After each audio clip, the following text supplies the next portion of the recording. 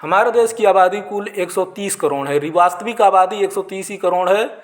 इनकी जनगणना जो करते हैं जनगणनाकार लोग, इनके अनुसार 140 करोड़ पहुंच जाएगी, चाहे देख लीजिएगा आप, लेकिन वास्तविक रूप में 130 ही करोड़ है।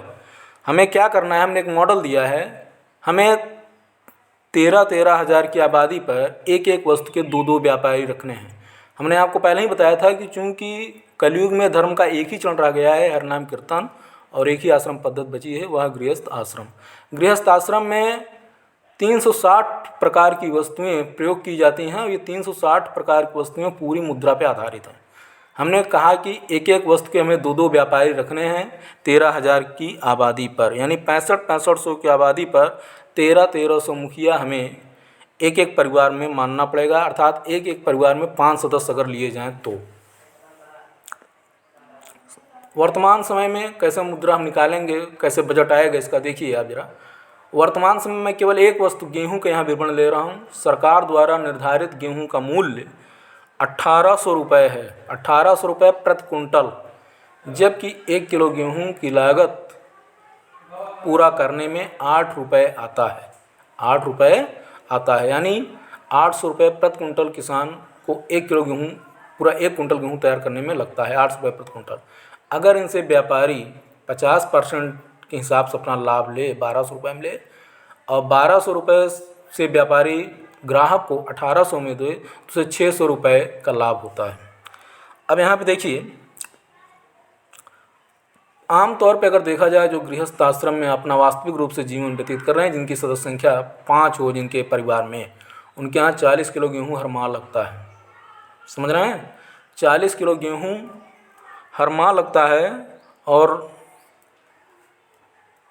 व्यापारी को कुल गेहूँ की मात्रा 1300 गुणे 40, यानी 1300 मुखिया माने हैं, तो 1300 मुखिया को 40 किलो गेहूँ के हिसाब से कुल मिलाकर के 52,000 किलोग्राम गेहूँ एक व्यापारी को चाहिए ग्राहक को देने के लिए, यानी 520 कुंटल गेहूँ की आवश्यकता पड़ेगी। अब यहाँ देखिए, 1 कुंटल गेहूँ के पीछे 600 रुपये का लाभ होता है, और भी 1 माह का, इसलिए 520 कुंटल गेहूँ के पीछे 1 माह का जो लाभ होगा वो 37,44,000 रुपये होगा, 37,44,000 रुपये होगा केवल एक व्यापारी को। अब 37,44,000 रुपये इनकी वार्षिक आय हुई। अगर हम इनसे इतनी अधिक आय के बावजूद अगर हम इनसे 60% तक कर लें, तो इनकी आय जो होगी वो क्या कहते हैं, ये माने आय तो नहीं, इनकी 22,46,400 रुपये करिए दे सकते हैं। और इनकी कुल आय वर्ष की जो है निम्न प्रकार होगी, 37,44,000 में से जब 22,46,400 को घटाया गया, माइनस किया गया, तो 14,97,600 रुपये इनकी एक वर्ष की आय हुई। माने एक व्यापारी की आय जो हो रही है 14,97,600 रुपये एक वर्ष की आय हो रही है। तो एक माह की आय इनकी किस प्रकार होगी, 14,97,600 में जब मैंने एक वर्ष यानी 12 माह का भाग दिया तो 1,24,800 रुपये आई। क्या किसी गेहूं बेचने वाले व्यापारी की वर्तमान समय में इतनी आय है? उत्तर आएगा नहीं। इसके अनुसार अब 130 करोड़ आबादी के अनुसार एक वस्तु के 2 व्यापारी के हिसाब से पूरे देश में एक वस्तु के 2 लाख व्यापारी होंगे। एक वस्तु के कितने व्यापारी हुए? 2 लाख। हमने आपको बताया कि 360 वस्तुएं हैं। मान लीजिए 360 वस्तुओं की दुकान नहीं खोली जाती है, फिर भी 275 वस्तुओं की दुकान खोली जा सकती है, यानी 5.5 करोड़ से ज़्यादा व्यापारी नहीं रखने हैं। तो जब 2 लाख व्यापारी आए एक वस्तु के, तो 22,46,400 में जब मैंने 2 लाख का मल्टीप्लाई किया तो उत्तर कितना आया? 44,928 करोड़ रुपए आया। 44,928 करोड़ रुपए ये क्या कहते हैं,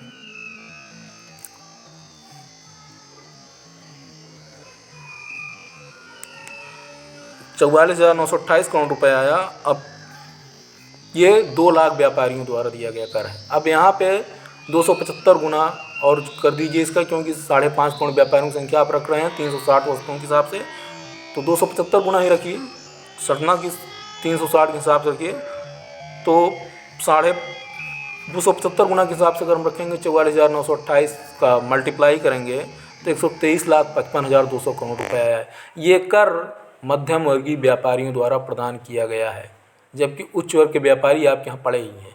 जो मिडिल क्लास के व्यापारी हैं ये वो ये कर दे सकते हैं, लेकिन उसके लिए हमें पूरा नियम कानून सब बनाना पड़ेगा, सब लागू करना पड़ेगा।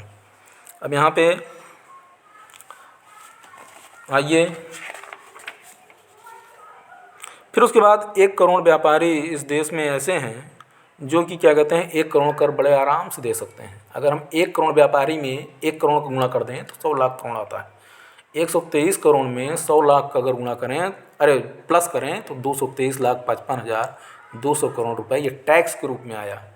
जबकि जो बजट वेतन देने की बात मैंने कही है 7.5 करोड़ किसान को, 6 करोड़ कर्मचारी और जवान को, और 9 करोड़ मैंने मजदूर को रखा है, यानी 22.5 करोड़ को वेतन देने की बात को मैंने कुल मिलाकर के 77,40,000 करोड़ रुपए में निपटाया है। कैसे निपटाया है, ज़रा मैं आपको उसके सामने बजट बता रहा हूँ।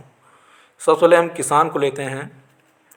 किसान का वेतन सरकार के द्वारा 30,000 रुपये दिया जाए तो एक किसान के 1 माह का वेतन 30,000 रुपये होता है, देना पड़ेगा। तो 7.5 करोड़ किसान का 12 माह का वेतन जो आएगा वो 27 लाख करोड़ रुपये आएगा। फिर एक मजदूर के 1 माह का वेतन मैंने 10,000 रुपये रखा है, और 9 करोड़ मजदूर के 12 माह का वेतन जो है 10,08,000 करोड़ रुपए आएगा। 10,08,000 करोड़ रुपए आएगा, 80,000 करोड़ रुपए आएगा, 8,000 नहीं। फिर उसी तरह जब मैंने इसका औसत निकाला, कर्मचारियों के वेतन का औसत निकाला, तो 55,000 रुपये आया। 55,000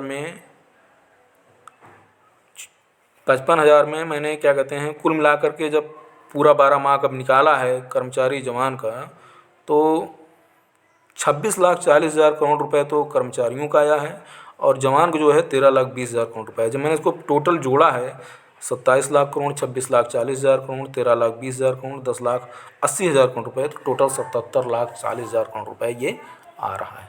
जबकि कर कितना आ रहा है 123,55,200 करोड़ रुपए, 123,55,200 करोड़ रुपए। और एक चीज़ और, मज़दूरों के लिए क्या कहते हैं, हर गांव कस्बे में मज़दूर कार्यालय हो, जहां पर मज़दूर जाकर के अपनी उपस्थिति दर्ज कराए, वहां पे जिसको मज़दूर की आवश्यकता हो आधी मज़दूरी जा कर के जमा करे। यानी 300 रुपये ऑलरेडी ली जा रही है, कोई भी मज़दूर 300 रुपये से कम नहीं लेता है, तो 300 रुपये जा कर को जमा करे, और फिर उसके बाद 10,000 रुपये गवर्नमेंट, 300 ये हर महीने उसको मतलब काम भी मिलता रहेगा प्रतिदिन। 10-10 उसको कितने मिल गए 20,000। किसानों को कितना मिला 30,000, और कर्मचारियों को कितना मिला 40, 50, 60, 70,000। 10-10,000 का अंतर रखा जाए, इससे ज़्यादा नहीं रखा जाए, तब तो बजट सही ढंग से चल सकता है। और अगर बजट बढ़ता रहा तब नहीं हो पाएगा, फिर बेरोजगारी इसी तरह बरकरार रहेगी।